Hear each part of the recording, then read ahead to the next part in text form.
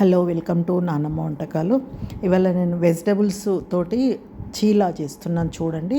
దానికి కావాల్సినవి నానబెట్టుకున్న పెసరపప్పు 1 కప్పు, రవ్వ 1 కప్పు, బియ్యం పిండి కొంచెము.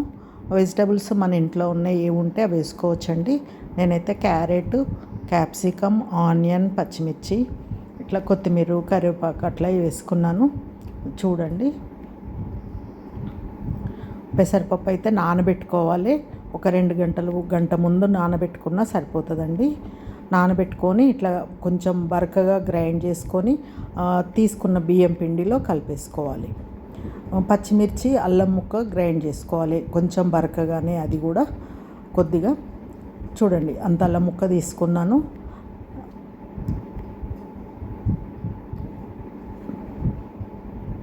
మనం రవ్వ ఎంత తీసుకుంటామో పప్పు కూడా అంతే తీసుకోవాలి. చూడండి, అట్లా పచ్చిమిర్చి కూడా బరకగా గ్రైండ్ చేసుకొని ఆ పిండిలో వేసేసుకున్నాను. నేను 2 కప్పుల బియ్యం పిండి తీసుకున్నా. ఇట్లా క్యారెట్, క్యాప్సికమ్ ఇవన్నీ కూడా సన్నగా గ్రేట్ దాంట్లో ఆనియన్స్ కూడా చాలా సన్నగా గ్రేట్ చేశాను. ఆ గ్రేటర్లో వేసి కొత్తిమీర, కరివేపాకు,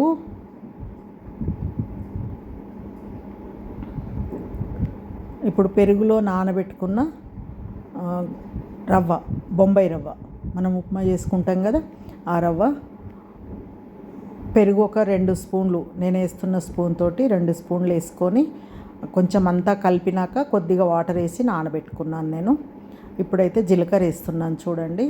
జీలకర్ర అట్లా చేతిలో వేసుకొని ఇట్లా నలిపి వేసుకుంటే ఏంటంటే మనకు ఆ ఫ్లేవర్ అనేది మంచిగా వస్తుందండి.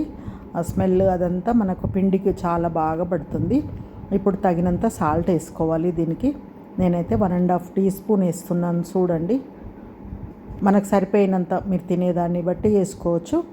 1 స్పూన్ ధనియాల పొడి, కొంచెము వామ, పసుపు అది కూడా వేసుకోవాలి. కొంచెం పసుపు వేసేసాను చూడండి. వామ కూడా వేసుకోవాలి. వేసుకుంటే ఆ ఫ్లేవరు, ఆ టేస్ట్ అనేది చాలా బాగుంటుంది.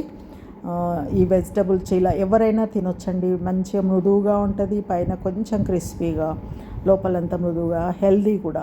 అన్ని వెజిటబుల్స్ వస్తాయి. పిల్లలు వెజిటబుల్స్ తినని వాళ్ళకైతే ఈ విధంగా చేసి పెడితే వాళ్ళు ఏమీ మాట్లాడకుండా తింటారండి. నేనైతే బేకింగ్ పౌడరు 1 టీ స్పూన్ వేసాను.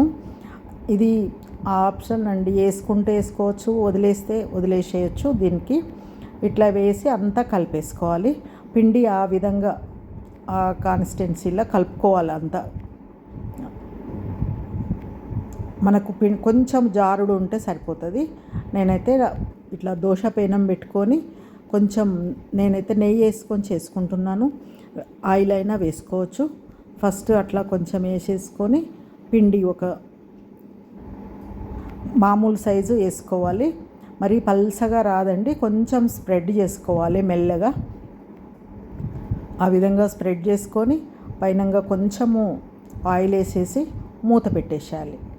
మూత పెడితే ఏమవుతుందంటే మనకు ఆ వెజిటబుల్స్ అవన్నీ ఉన్నాయి కదా, అన్నీ పచ్చివే వేసుకున్నాం కదా మనము, అట్లా అది ఉడికిపోతాయి మంచిగా. ఆవిరికి మూత పెట్టేస్తే ఆవిరి బయటికి పోకుండా ఉంటుంది. మంచిగా వెజిటబుల్స్ అనేది ఉడికిపోతాయి. మళ్ళీ తిప్పేసుకోవాలి. తిప్పేసుకున్నాక కూడా ఇష్టం ఉంటే పెట్టుకోవచ్చు. మూత పెట్టేసుకుంటే అవసరం లేదు, కానీ నేను పెట్టాను చూడండి. ఇట్లా ఈ విధంగా 2 సైడ్లు కాల్చేసుకోవాలి. కాల్చుకొని ఇంకా ప్లేట్లో తీసుకొని మనకి ఇష్టమున్న చట్నీతోటి, పెరుగు చట్నీ అయినా, పెరుగు అయినా, దేనితోటైనా తినొచ్చు. ఉట్టిదైనా బాగుంటుందండి. మనం అన్నీ వేసాం కదా, చాలా టేస్టీగా ఉంటుంది. దేనితోటైనా తినొచ్చు. మనకు ఇంట్లో ఏ చట్నీ అవైలబుల్ ఉంటే ఆ చట్నీతోటి. నేను కొంచెం అల్లం చట్నీ, కొంచెం పెరుగు చట్నీ చేసి పెట్టేసుకున్నాను చూడండి. ఆ విధంగా అందరికీ అట్లా సర్వ్ చేస్తే చాలా హ్యాపీగా తింటారు పిల్లలు కూడా, పెద్దలు కూడా. మా అబ్బాయి టేస్ట్ చూస్తున్నాడు, చాలా బాగుందని చెప్పాడు చూడండి. సూపర్ అంటున్నాడు. మీరు కూడా చెయ్యండి. సబ్స్క్రైబ్ చేయడం మర్చిపోకండి. షేర్ చేయండి, లైక్ చేయండి. Thank you for watching.